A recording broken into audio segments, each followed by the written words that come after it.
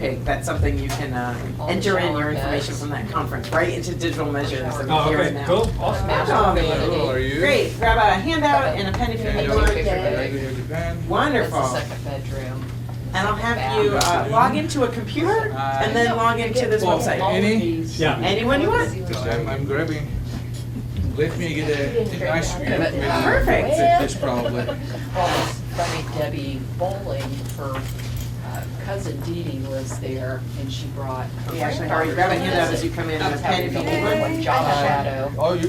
No, I'm trying to. And then you can log into any computer, and then I'll have you Yes. log into this I'm website. Diana, Hi, I'm on welcome. leave, we've never met. That's true. So great to meet you today. Good to meet you. I thought at first you were gonna be part of the train. No, this is all in-house. This is they are a train the trainer kind of place, so, This is all Lisa, it's huh? all me, well, with a lot of help on the backside, but. Let's see, we'll give people like 2 more minutes to come in, but, log into the computer first, so you're there. And then, you can either follow the link that was in Olga's email, or you can go directly to this link in blue, and you'll be able to log into Digital Measures using what we call your TU alias. So it's that part of your name that falls before your email address. So mine is Eljazensk. I lose a letter of my name. And then you use your password for the Trinity Network. So it's the email address, but the Trinity Network password. And it's dynamic, so if you change your Trinity Network password, it talks directly to Digital Measures. You don't have to have a separate password for this. So you imported anything in 2019 that got it? Yeah, so good. Diana's looking ahead. That's excellent. So Sorry. it's okay. That's totally fine. That gives everybody a chance to kind of to catch up. I'll leave this screen up for a second just in case anybody still needs the link. Does anybody else still need it? You need it? No. You got it, Ashley? Great, perfect. Here, real quick. So my name is Lisa Jasinski. I'm here from Academic Affairs. I'm joined in spirit today by Courtney Cunningham from ITS, who's homesick with the flu, and Greg LaGloria from also from ITS, who's double booked but should be joining us in a few minutes. These can be really helpful, folks, to you. In particular, I'm gonna kind of, if I had a giant highlighter, I would highlight Greg's name. Greg is the person you'll go to for one-on-one assistance if you need it. So much in the same way that you're used to working with Greg whenever you have a question about T-Learn, Greg is also there to give some kind of nuts and bolts, one-on-one help. Just for the record, I think Greg is the best IT staff in the whole planet. Fantastic, good. Well, when he comes late, please tell him that, because I'm sure he never hears that enough. All right. But I also wanted to say that this is really a collaborative effort, so I'm here really on behalf of my colleagues. So I'm going to talk to you a lot about Digital Measures today, but I wanted to just set out a couple of caveats first. This is a new product that we've never used at Trinity. It's part of a pilot program. And our pilot this year involves the departments of physics and astronomy, sociology and anthropology, and all of the departments in the School of Business. And the reason I mention that is because if you have a friend or colleague who's in another department and you say something about Digital Measures or eSPA, they are going to have no idea what you're talking about. And I don't want to cause any extra panic, so just sort of keep in mind sort of where we've drawn some lines for the pilot. The pilot is largely a process that we're thinking about involving full-time faculty who are evaluated based on their annual SPA. So again, if you talk to a part-time faculty member, if you talk to a staff member, they might not know what you're talking about, and that's okay. And the reason is because we really sort of think about evaluation differently for people who are in those camps. But I just wanted to let you know also that nothing about the timeline for your faculty evaluation or the criteria are changing. We're just facilitating it through an online system. So I hope that by the end of today, and I think for the most part, I think we have about 90 minutes. If you have a lot of questions, we might use 90 minutes, but it will probably keep it closer to an hour. But I hope that you'll understand why we're doing this, why we're trying Digital Measures and this second tool called Workflow. I want you to have a really clear understanding of what information you'll have to put into the system. So you, again, sort of have a sense of that. By the end of today, since you're at a laptop, you should have some hands-on experience actually getting some practice using this. And then again, I'm gonna kind of keep shouting out, not only Greg, the video, some online resources, ways that you can get help if and when you need it. So the term that you've read about a little bit in my email before today, and also I've talked about, is digital measures. And digital measures is an online faculty database. It is a private password protected database, so this information is not publicly available. And the idea of the database is that once you put the information in regarding your teaching, research, and service, this information can be extracted for a whole bunch of different reasons. So we're gonna use it as part of our evaluation system. So you put the information in once and pull it out. Folks in the School of Business, you should be excited. It's gonna inform a lot of the AACSB reporting, which from our perspective means that you will get bombarded with less email, right? What did you publish? You know, when did you publish it?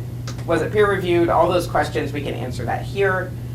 And I think if we like it, right? If we decide that after the pilot, this is something we want to continue, we have the ability to also use this to pull selected information to keep your website up to date. We could stop that barrage of emails from the lovely team at Impact Magazine that's asking you to report things again. And also with Jane Costanza in the library, the Digital Commons. So anything that's an open access publication can automatically be moved into our open access repository. So the tagline they love at Digital Measures is enter your data once and it lives forever. That's kind of scary. It is kind of scary. I don't know that I like it. I put it in quotes. It's their tagline. But, you know, Diana, I'm kind of putting you on the spot, but you did mention that UTSA was a digital measure school, and I don't know if you knew how they were using it at UTSA.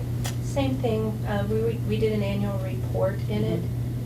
And so all of like your end of year reporting was in digital measures. Yeah. So we had a common format for our VITA and the way that we reported all of our scholarly work. Yeah. Good. So, you know, it's my hope that, you know, again, this will end up sort of, we'll just use our information better so that faculty can stop getting so many requests. So I think many of you, and Dante's going to catch up, you've already kind of logged into the system. Has anyone not been able to log in? Show of hands. Okay. Great. So when you first come to the screen, you probably see a screen like this, right? There's a lot of different categories. Yours doesn't have any highlights though, right? Mm-hmm. All right. And the reason I put some highlights on this, and you can keep that in the handout, is I am mindful that digital measures can track a lot of data, some of which we wouldn't even know what to do with it at Trinity. So what we've tried to do for the pilot is we've tried to kind of limit the scope of things you have to worry about. And what we'd ask you to do is really to focus on these categories that are highlighted, right? So it's personal, awards, consulting, if you're in the School of Business, because that's something we track for AACSB, scheduled teaching, advising, publications, presentations, contracts, exhibits, intellectual property, research activity, and all the various forms of service. I would say if you look at that list, some of those things you're like, that's not me, right? I don't have a patent. I didn't get a grant this year. You only have to fill them in if they apply to you. But we recognize that this is a pretty robust tool that can really capture the diversity of faculty activities. So only think about the things that apply to you. And also a way of kind of like limiting the scope of this initial project is that at this point, we only need you to focus on anything that happened in the calendar year 2019, right? Because at Trinity, we evaluate faculty on a calendar year.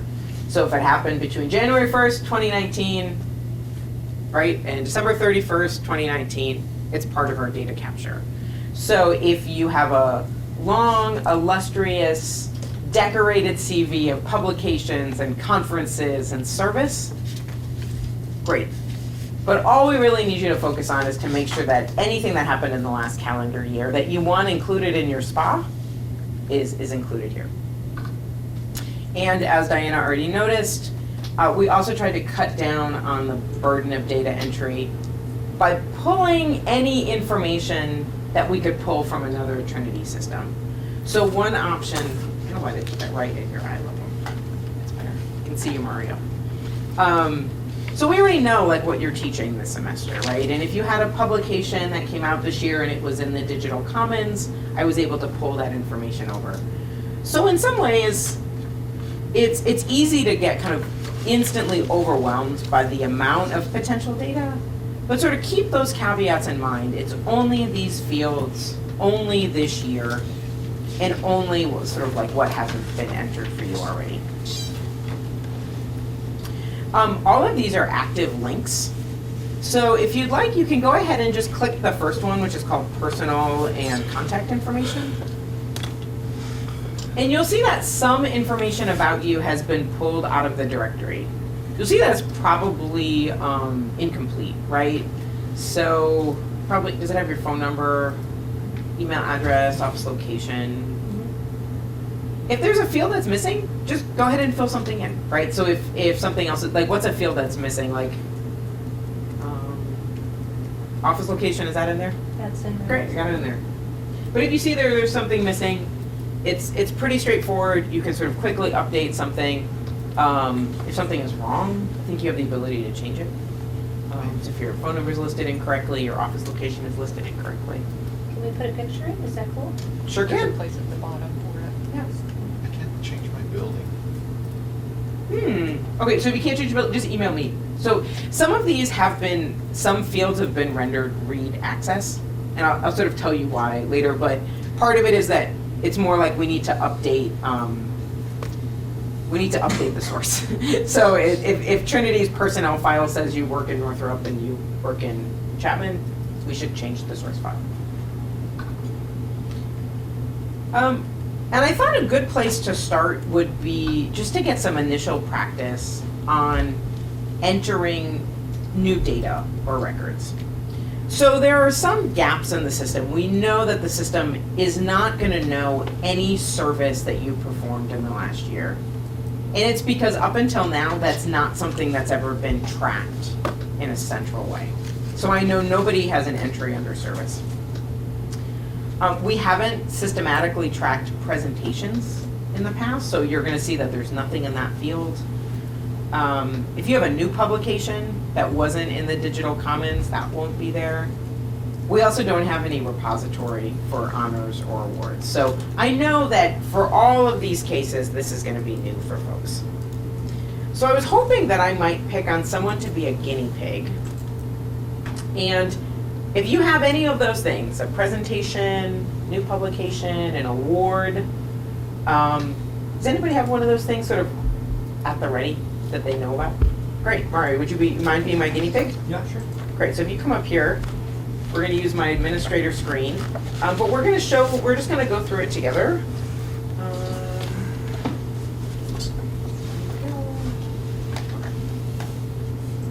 And I'm gonna let you drive, so I'll get out of your way.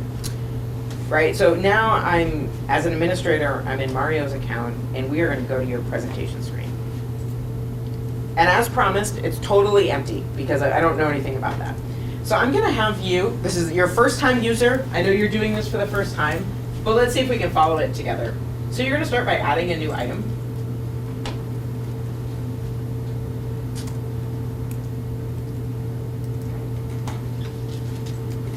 So, and if you don't remember it 100% accurate, you can always go back and make some edits or some tweaks later.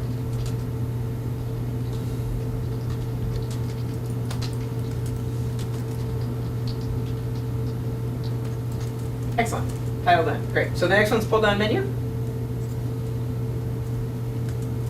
So you see you have lots of choices, right? Again, we sort of keep in mind that faculty activity comes in lots of shapes and sizes. I think oral presentation was an option. Oh, yeah. Great.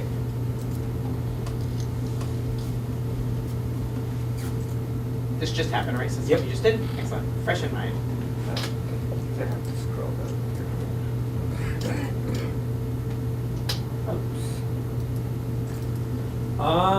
When was that, guys? November 6th 6, 7. 7? Okay, how many markers does it take? Apparently all 3 of us. I think the one it really wants is the year, because it has to know if it happened this year.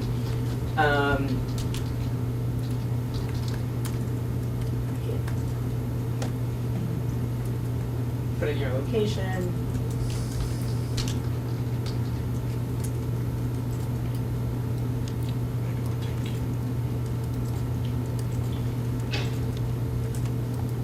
Conference. Yep, perfect. And actually, this is great. So we can sort of start thinking, there's gonna be some School of Business specific questions. I have a slide on this later. But you know that whenever you do something in AACSB, you usually put it in one of 3 buckets: basic or discovery scholarship, applied, or teaching and learning scholarship. I have a full definition of this later, but this sounds to me like basic and discovery, based on my understanding of those categories. But I'll show it to you now. You can always come back. and Yeah, change I've it. never seen these categories, I think. Ah, I don't okay. know. They don't sound familiar to me, Okay. but, I mean, maybe this one, I think teaching and it's more learning. pedagogical. More so- pedagogical. Yeah, it's more.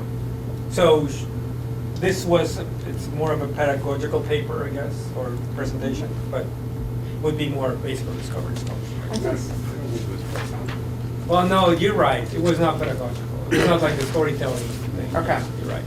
All basic or. Okay, so we have a slide coming up. It's on slide Okay. 12 in your handout. I'll just- But yeah, I think it's basic or discovery. Basic or discovery. Based on the title. Good. Okay.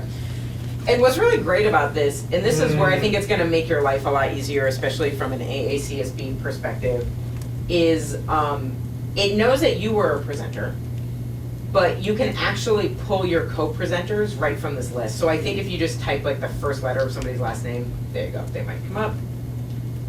Excellent, she's there. What is a role? In case you want to add a third. A role. I think it's up to you. Hey, Greg. So she's not a student, not anymore. Role. I think it's like if you like. It can depend on what kind of activity this is. Remember that there was that huge list of menu of like, what are the options under role? Is it just something It's you just type adding, in? adding another author. So it's just like, if you wanted to say something like, I think this is fine because it's a presentation. There could be something like discussant, like if somebody played the role of discussant, if somebody was a presenter. I'm trying to think, one of those options is like concert performance, so if one was conductor and one was soloist. There may be times when you want to list role, but I'd say that if you've flagged it as a presentation, we're just gonna assume that you were your presenters. Were there anybody else or just the 3 of No, you? just the 3 of us. Awesome. That's it. Okay, Scope. so it asks you some other questions. Excellent.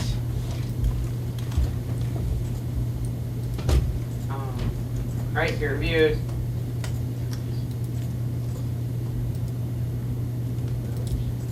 Great. If you had an abstract, you could do it. You could drop it in. If you wanted to attach a copy of the presentation here, you could. But from a reporting standpoint, you've done everything right. So you'll go up and you'll save it. All right, so Mario, that's one thing you don't have to put on your spot this year.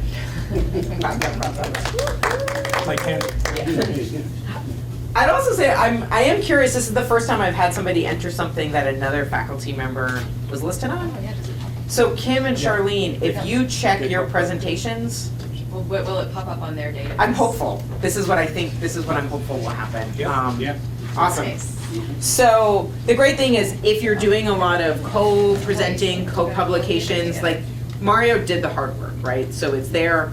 I'd say whenever something is on there and you didn't enter it personally, it's probably a good idea to do a quick scan and make sure everything looks right, right? Kim thought it was on the 7th, Charlene thought it was on the 6th, and they keep going in and changing it on each other. Indiana. Yes.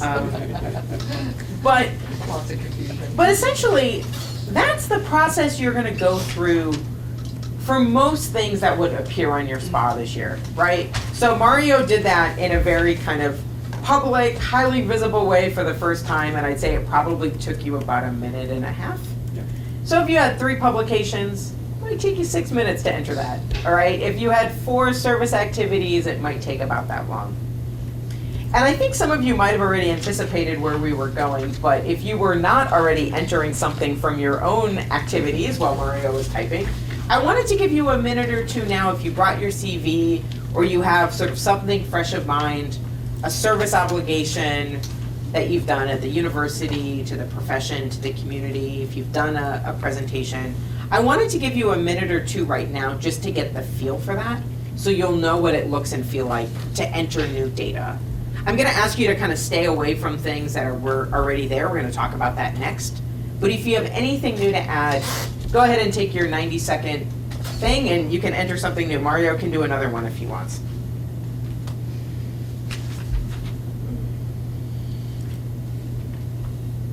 Thank you for being my guinea pig, by the Can I way. ask where something would go on the spot? Sure. So I was invited while I'm on sabbatical to go to Monterey Tech, and I taught 7 classes while I was down there. Would that go under teaching? So I wouldn't consider it scheduled teaching, because when we Yeah. talk about the scheduled teaching, we're gonna get to that one in a minute. That is the teaching that you do as part of a kind of formalized university. I think it's largely, in many ways, it's kind of a department by department question. Okay. And your chair is not in the room, but a chair is in the room. Do you have any idea of where you would put that, Charlene? Like, how would you think about Is that that? service? I remember having this discussion at one of the PNT Mhm.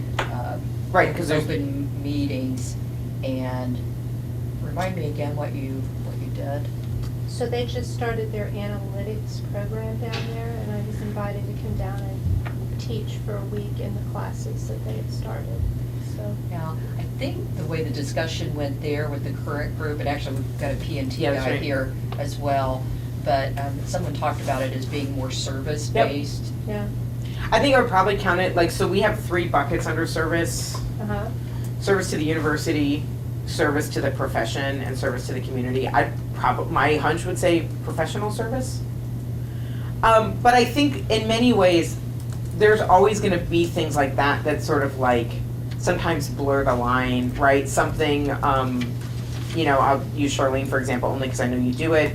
You do some community-based courses, right? Where you do like a project with a local nonprofit. So that probably falls kind of under your teaching because it's something you do as part of your regular scheduled teaching. But let's say you also, I don't know, help out and you do something for the organization or you serve on their board. It's kind of a judgment call. I think in some ways it's really, there's a lot of freedom and flexibility in the system that you could kind of put things where you want. Where it makes sense to you in your own mind. So you would say go to the chair then in that place? Yeah, you can ask your chair, because the music department, it gets really fuzzy when you're giving a public presentation, whether that's a kind of scholarly and artistic give back, or is it more of a community service give back? So it's a way that we want to just respect your disciplinary norms. Those are the people who are going to see your spa and kind of process it on a regular basis. So that's a great question. For somebody else, they might think about that as a consulting practice if they're doing some teaching, but it's just about what makes sense in your own mind. Great. Did everybody get a chance just to kind of like put their hands on a screen for themselves? Right, so you saw just like Mario, it's pretty straightforward. The system prompted you to ask a lot of questions. And as long as you put a date in there, it would let you save it. So that's sort of its magic recorder, because Digital Measures is most accustomed to kind of pulling things out on an annual basis. So you always want to have like a start date or a date that you submitted a paper or a date that you started a project. So the next thing I kind of wanted to show you, because I think it's easy to start with something clean and easy, right? A kind of new entry. But I wanted you to look a little bit at some of the information that we've already entered into Digital Measures on your behalf. And the way that I would describe this data upload is spotty. So, I'm saying that with a caution because I realize that we tried to get you part of the way there, but there's gonna be a little bit more work that you have to do. So I think if you clicked on that screen for scheduled teaching, you could do that right now. You'll see a list of any classes that you taught last fall, last summer, and this spring. Or, I did it backwards, but yes. Spring, summer, fall. That's the official enrollment number as of Census Day, right? Because you might look at those numbers and you think, that's not where I finished, right? But that's where you started.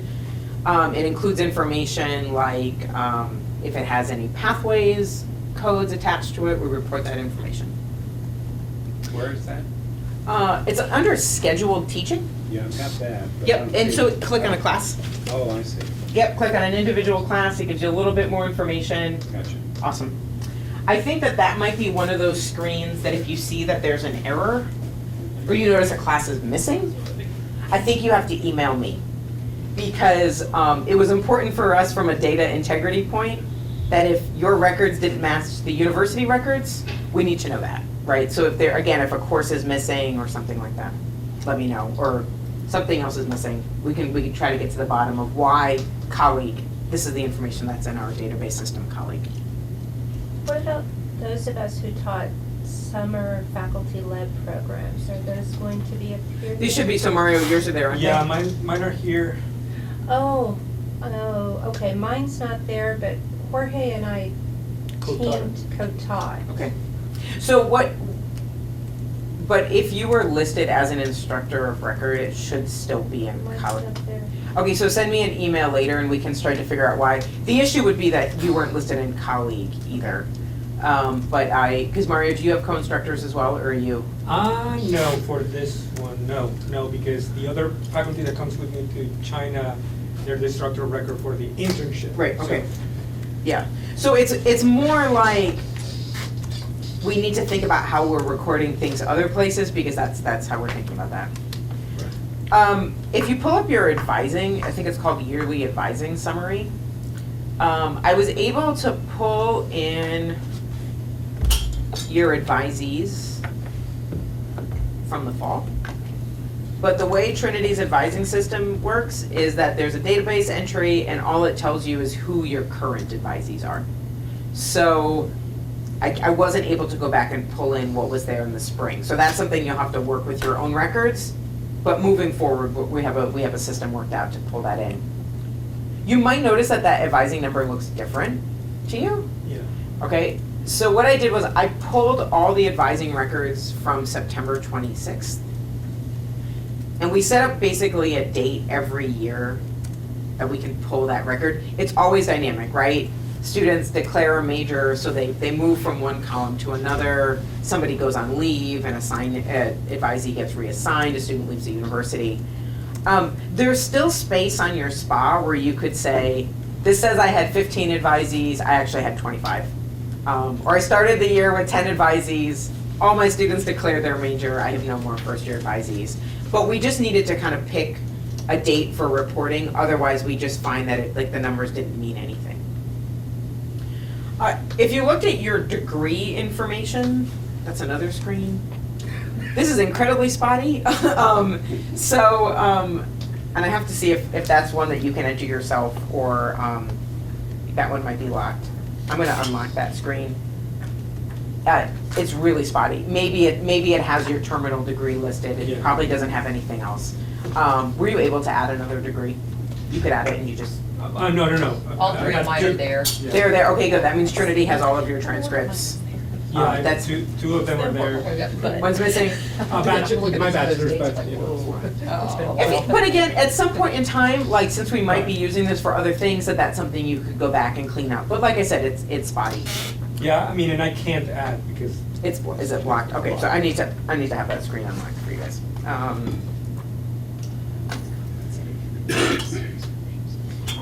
So the last thing, and I mentioned this one, I knew this one would be spotty. Pull up your publication record.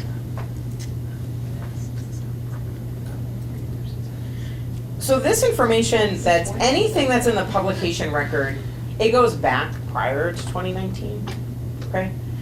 We got everything that was in the digital commons. So if it existed in the digital commons, we brought it over.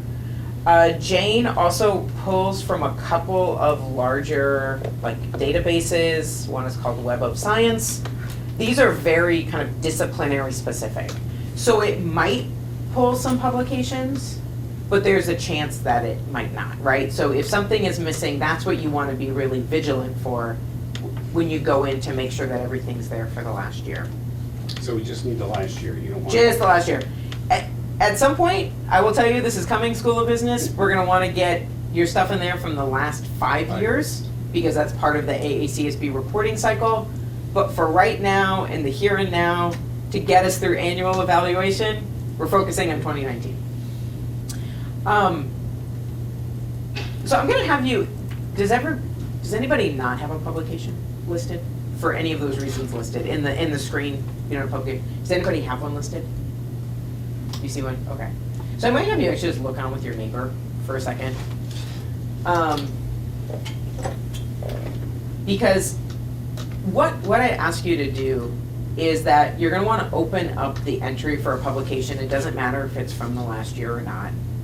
And you're gonna have to do some double checking for accuracy. Okay? Mario, would you mind if I used you as a guinea Sure. pig again? Do you want me to go over there? Let's see. Actually, I think you can probably, yeah, if you want to come back up, that's it. You've been very helpful to me today. Thank you. Great. Perfect. Which one do you want to work on? Millennials. Excellent. Polygenic endowed small molecule leads. Oh, so it's not yours? It's not mine. Okay, that's good. They'll take that out. So the other thing you'll see about your publication data, anything that's already there is published, is out. But you are able to enter information that you're working on, things that have been submitted, so things that are kind of in the pipeline. You can enter that, but I think as you scroll down, so this one has already been published. Yep. So we pull the information right out of the digital commons. And really what you want to do is exactly what Mario's doing, is you're kind of going through line by line and you're looking for a gap. Everything looks fine so far, but we're about to hit some gaps. So one thing, I think in the digital commons, we only report the first page of an article, okay? No, I guess. So if you had your CV in front of you, and if you pull this up later when you have your CV, you could list the page numbers as 170 to 195, right? So that's sort of like, all it's saying is, I know that article is more than one page. Right. Okay. So the first question it's gonna ask you is if this was peer-reviewed or refereed. The second thing is it's gonna ask you this question that is confusing. So we'll sort of spend a second on it. It only applies to folks in School of Business, and it's an AACSB question. They wanna know if this was editorially reviewed. And most people will think, editorially reviewed, the journal had an editor, of course it's a yes. But that's not what AACSB means by editorially reviewed. They basically draw a kind of bright line between peer-reviewed and editorially reviewed. So something is, and Deli mentioned it in the last training, she's gonna give me the list. There's about 9 publications that are editorially reviewed, which means that you submit, and all of your work is back and forth with an editor. One is the Harvard Business Review. But in most cases, is it editorially reviewed? You're gonna say no, because it didn't have that kind of one-on-one with an editor. I'm working on putting together a list of FAQs, and I'm gonna get some really specific language from AACSB so that in the future, I know if I saw that, I would always put yes, but you have to sort of think, I have to kind of override my common sense. I'm just gonna sneeze. Bless you. Thank you. So the next question, and this was Mario's question before, what kind of scholarship was this? And for those of you who have your handout in front of you.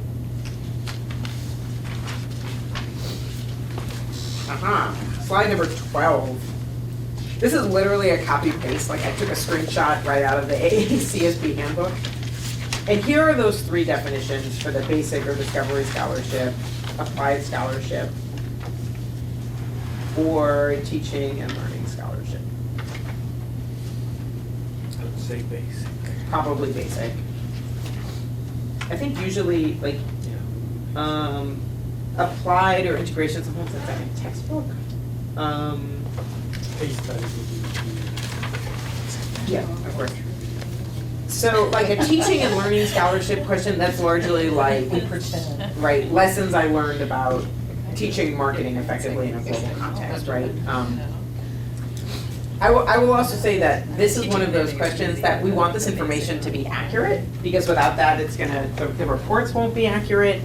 And you may want to ask those questions directly to Delhi as your AACSB liaison if you have a question about where something won't fit. I would also say that the way the system is set up before anything goes into an AACSB report, there's like a double check. So if you perhaps hit the wrong thing or you just didn't understand the categories, we'll double check before there's any consequences. As you scroll down a little bit more on your screen, I think there's 2 questions here. Audience of circulation, that has something to do with like the sense of the journal. And it's gonna ask this question if it's publicly available. In almost all cases, it's yes. If it's in a library, it's considered publicly available. But let's say you're doing some consulting and you are writing one of these CIA confidential reports, right, that will never see the light of day. You work with a corporate client and you give them a kind of internal audit that's not in a library, you'd say no. If you go all the way down to the bottom of the page, you have the option also of uploading a file, if you have it. And if you just want to kind of get it right into open access, you can also upload something called a post-print, which basically means it's like your last edited document before it became a peer-reviewed document. That's what they always use for open access. I think there's some information on that little queue. Again, I'll just sort of say Jane Costanza is your all things questions open access. I think I have those versions on with Jane. Great. Yeah, I was gonna say it's probably already here. Yeah. So you could save this one because you entered in some more information. We skipped one. So here is the part that you're gonna love. Everything that came over from Digital Commons except the author names. So you have to enter that in. Did you have any co-authors or just you? Okay, this would be really easy. So if it's just you, great, you're an author. So Mario, pronounce your middle name, we're curious. Vyacheslav. My grandfather was a communist. This is a great way to tell the story, right? Like my grandfather was a communist, loved the books from Russian, communist author, and his first name was Vyacheslav. Apparently, it's as common as Jose in Mexico or John in America, and he decided to name my dad in middle's name, my dad's middle name like that, but the registrar got it wrong and wrote something like Wenceslao or something like that. My dad swore that he was going to correct that with his firstborn son, and here we are. That's a lovely legacy. That's great. But you also have the ability, so if you have multiple authors, just like we did with the Right. with the presenters, what's actually really nice about that is it gets the authorship credit right for AACSB, right? So if 3 people did an article, they each get like a 3rd credit or something. So there's no double counting. If you have co-authors and they get here first, it looks like that should just pop up on your screen just like it did for the co-authored publication. You can also highlight for the first time if you worked with a student on the publication, which is a question we could never answer right now. How many students are publishing with their faculty mentors? We know it's a lot, and we know that it's more than it was in the past, but a system like Digital Measures actually gives us something to look at. Great, but I like that sort of see how Right. it prompted you right there, so even if you made another mistake. Right. Thank you for sharing that, thank you. Awesome, so thank you again for my guinea pig. So what I wanted to do here, I wanted to make sure that you'd have that information. I'll send these slides to you. You'll have the video, you'll have the handout, that you can always go back and you can just review some of those categorical definitions about what it means to be peer reviewed or editorially reviewed, publicly available. And again, those AACSB definitions that are pulled straight from the book.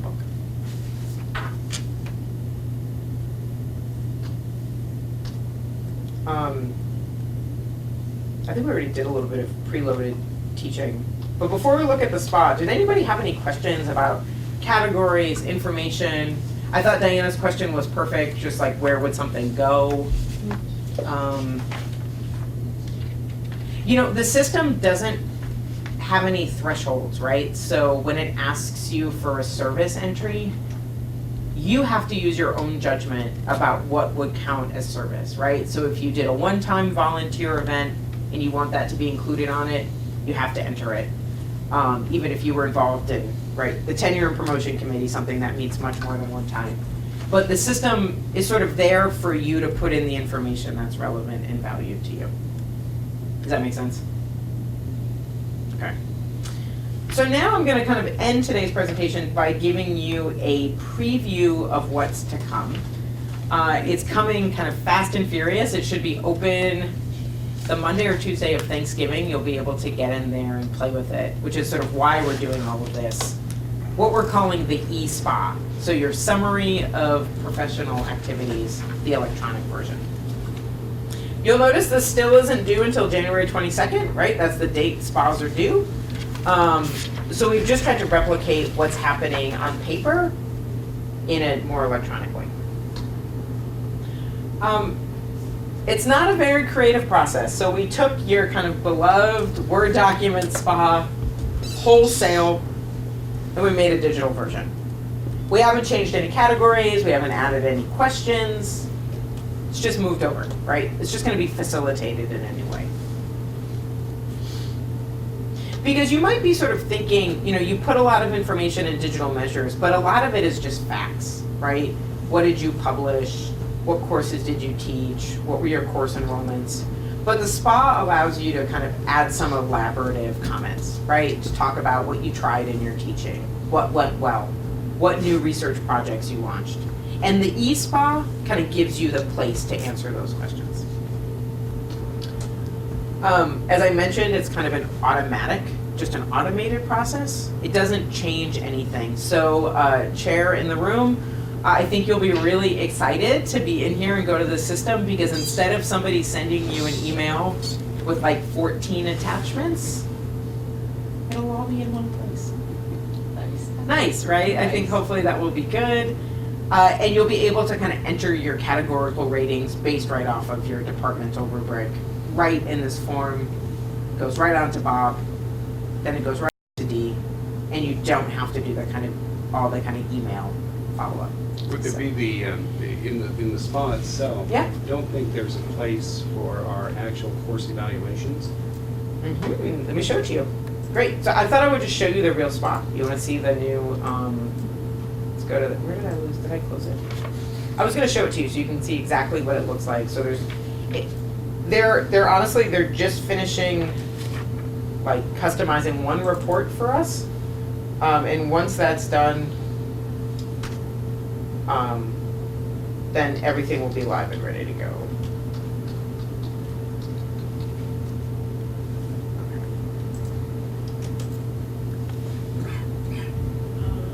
There we go. So the eSpa, this is what you'll see is what you get. So this is like in a couple of weeks when this is ready to go, you'll see something that has the exact same forward text as the spa. And you'll see the icon for a Adobe Acrobat, like a PDF file. You just have to refresh the report once, and it'll pull all of the data that you've put into digital measures into a report. So the report is structured the exact same way we structure our spas, teaching and advising, research, service, other, and then information about being a chair. So anything you've put into the system will get pulled out. What's nice about it is you'll be able to just open up the PDF, take a look at it, and if something's missing, you go back and you enter it into digital measures. The one thing I will say, and I wish this was fixed, you do have to refresh it every time you enter something new. So if you look at your report, you're just double checking that everything looks right and you realize you're missing a presentation, you just go back to what we were just doing, stick it in, hit refresh, off you go, right? You'll upload a copy of your CV. The reason is that we we're following the process exactly. And on the SPA form, it says upload a copy of your CV, even though most of that information will already be on your digital measures report. So when you get to the teaching and advising, this is the space where you would enter your course evaluation data, right? Because that hadn't been in there previously. I'd also say that this process is incredibly secure. We don't have a data use policy yet. I think that's something that we would need to do in the next year. But this ensures that things like your course evaluations are only viewable and visible by the people who evaluate you on an annual basis. So it's not part of the general database system, it's just part of something that would be viewable to your chair, your dean, and your vice president. Right, and it's nice actually because it kind of prompts you as you go. I think what's really hard about the current SPA process, you send it off to your chair and you just have to remember to attach all these things. So I'm sure there's a lot of email back and forth, like I'm missing one section, or you forgot your CV. Hopefully the format of this makes it a little bit more structured. So as you go down, the questions are exactly the same that you've come to know and love from your SPA. Talk a little bit about any courses you've developed, anything you want to add that would be helpful in the evaluation process. So Diana, this might be a place also that you would call out the fact that I did some international teaching in Mexico. This is how it contributed to my professional practice. Same question that comes up from advising, right? Briefly describe your advising activities and anything that would be helpful in the evaluation process. So can we upload a document into those boxes? You can't, so it's a text field. Okay. So I'd say that if you want to, some people like typing in Word, that's probably how I would approach it. You can type it in Word and you can drop it in. You can type right here as you go. I do want to caution you that you want to like periodically save. I'm not totally sure of, I don't think it auto saves quite as much as we come to rely on. But I just want to say that because I don't want you to get all the way to the end, the phone rings, the system logs out, and you lose a lot of work. But I know that most people tend to probably start things in a Word document. You might even start with last year's SPA as a template, right? I think that's what a lot of people do anyway. But you can drop that in. There is a character count, it's obscenely high. So I think if you need to write more than 20,000 words about your advising activities, then God bless you. Yeah. You need therapy. Does anybody really do that? That's what I'm saying. So then you get to this next section, and what's nice is that most of the information about the publications or the presentations you've given is already on your report. So this system is really streamlined. You have the option of attaching a copy of a publication, a presentation, or any information, like if you had an artistic exhibition and you wanted to include information about that. You can upload as many files as you want, but each file has to be 1 gigabyte or smaller. So if you have like a large media file or a video, you might be better off kind of putting that on the web and putting a hyperlink in the box below. But I think for most people, a gigabyte is okay. I only sort of mention it because if you know you have something that's kind of data intensive, just keep in mind that you're going to get an error message. But you could submit, if you had 100 publications this year, you could put 100 publications in that place. Again, you will have already kind of gone through and detailed all of your service commitments in the last year. So this is really just a place to add anything or offer some kind of framing comment so that your chair can keep that in mind when doing your evaluation. On the SPA, we have a kind of generic question at the end, which is other. Some of those categories will already come out on your report. Honors and awards, additional education, something that just doesn't fit, right? Some people like to talk about something personal here. Again, this is the confidential part of the system. So if you had some struggles this year and you wanted to talk about that, this is the place to do it. Also, if you had something to celebrate, this is a great place to celebrate it. As you get to the very bottom of the form, if you're not serving as a department chair or an interdisciplinary major director, you're done. But otherwise, you have the option of clicking down here, And you can say if you were chair, a major director, both. We put this on everybody's form, honestly, because there's a lot of movement and change every year. And sometimes people serve for a chair for half a year, they're in, they're out.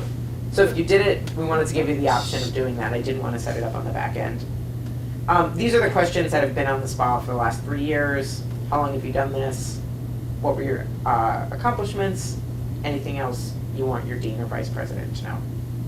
And then if this was the real form, it would say submit, off you go. Yay. So I think the fact that that will all be routed systemically, Charlene, you could do your evals right in here. They go off to Bob. Bob sends them off to Dee. It should be really straightforward. It should be less email. But from a user's perspective, it should also feel like it's actually sort of like half the work has been done for you. I've been encouraging people to kind of break it up into 2 parts.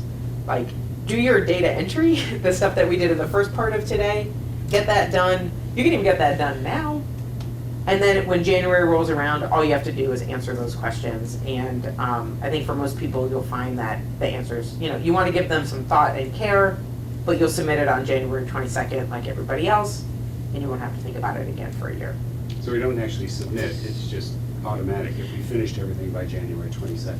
You do have to go in and do this, this e-SPA. So if you've entered your data, you still have to come to this screen and fill out these questions, right? But once we fill out all this, there's no submit. I think there is a submit button. This is just because it's like my template. I haven't, but I think there's a button at the bottom. So it's like, you're able to say, like, if you finish it on the 3rd and you just want to be finished, actually, I think it kind of prompts your chair.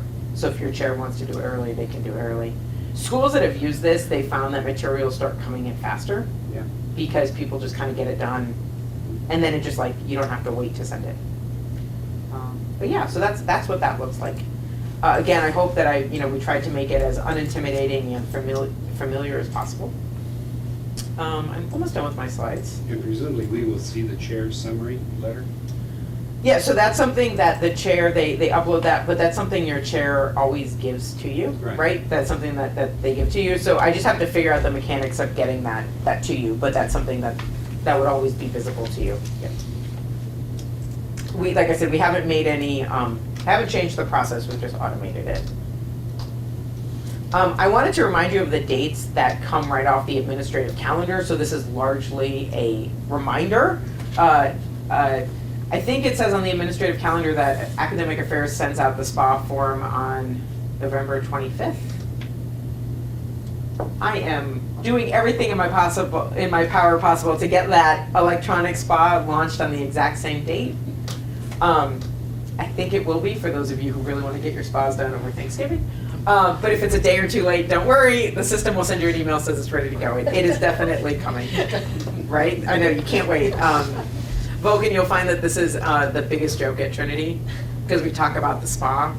And I think for the first year, you're thinking cucumber masks and, yeah. Oatmeal baths. No, it's not Actually, that. we do have it at Department of Business Administration, so.